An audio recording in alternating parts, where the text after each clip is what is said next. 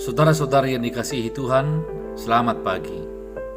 Sebelum kita mendengarkan firman Tuhan, marilah kita berdoa. Bapa kami yang di sorga, kami bersyukur atas segala kebaikan-Mu bagi kami. Hari ini kami mau bekerja, berusaha dan berkarya, agar hidup kami menjadi saluran berkat-Mu. Terpujilah nama-Mu dalam nama Yesus Kristus. Amin.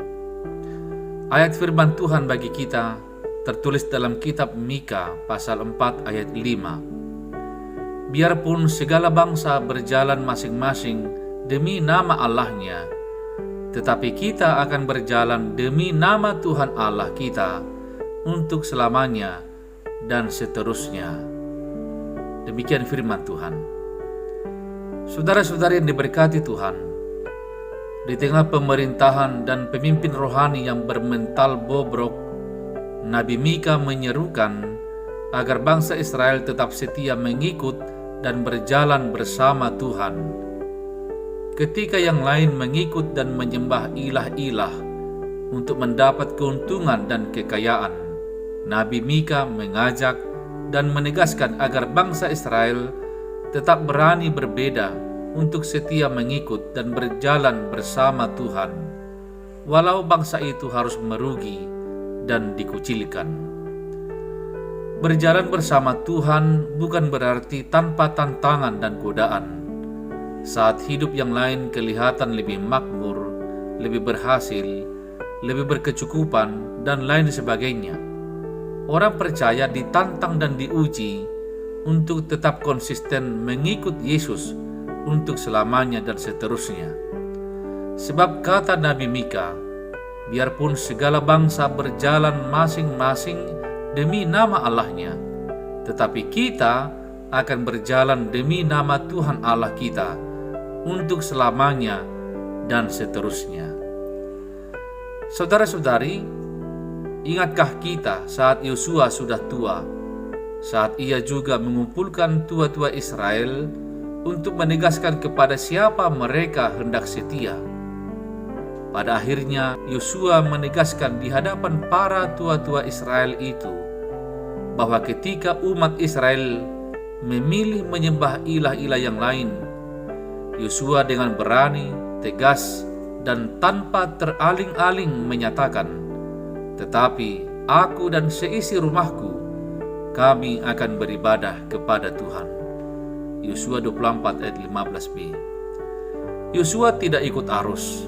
Yosua tidak mencari keuntungan mengikut Yesus, tetapi dia berani berbeda dan membuktikan konsistensinya untuk berjalan dan setia mengikut Tuhan Yesus. Ada juga kisah lainnya saat kita mengingat lagu "Mengikut Yesus Keputusanku". Kisah lagu ini sangat memilukan, yaitu "Mengikut Yesus Keputusanku". I have decided to follow Jesus. Kisah di balik lagu ini terjadi sekitar tahun 1800-an di India, tepatnya di daerah bagian timur negara India yang bernama Assam. Di Assam tinggal satu suku kanibal yang masih primitif. Kemudian misionaris Eropa tiba di Assam dan memberitakan Injil di sana. Kehadiran Injil di tengah-tengah mereka perlahan-lahan memberi dampak.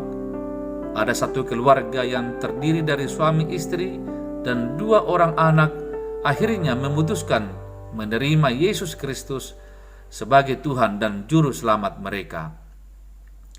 Mendengar kabar itu, kepala suku di Assam menjadi marah dan memerintahkan semua warga untuk berkumpul. Lalu kemudian ia memanggil keluarga pertama yang menyatakan iman kepada Tuhan Yesus ini untuk diadili.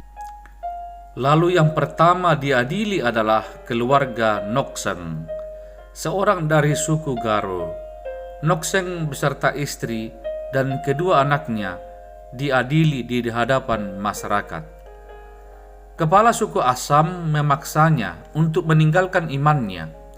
Namun lelaki bernama Nokseng itu berkata, "I have decided to follow Jesus." mengikut Yesus keputusanku. Walaupun kepala suku dan penduduk mengancam akan memenggal kepalanya, namun lelaki itu tidak gentar dan tetap berkata, "Though no one joins me, still I will follow." Tetap ku ikut walau sendiri.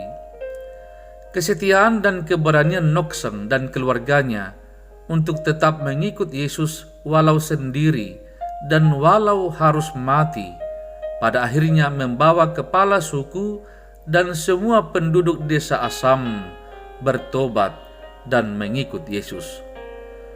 Akhirnya saudara-saudari, di tengah besarnya ombak dan cobaan kepada kita, tetaplah memilih setia mengikut Tuhan Yesus, seperti yang dilakukan oleh Noksen dan seperti yang dilakukan oleh Nabi Mika dan seperti yang diikrarkan oleh Yosua.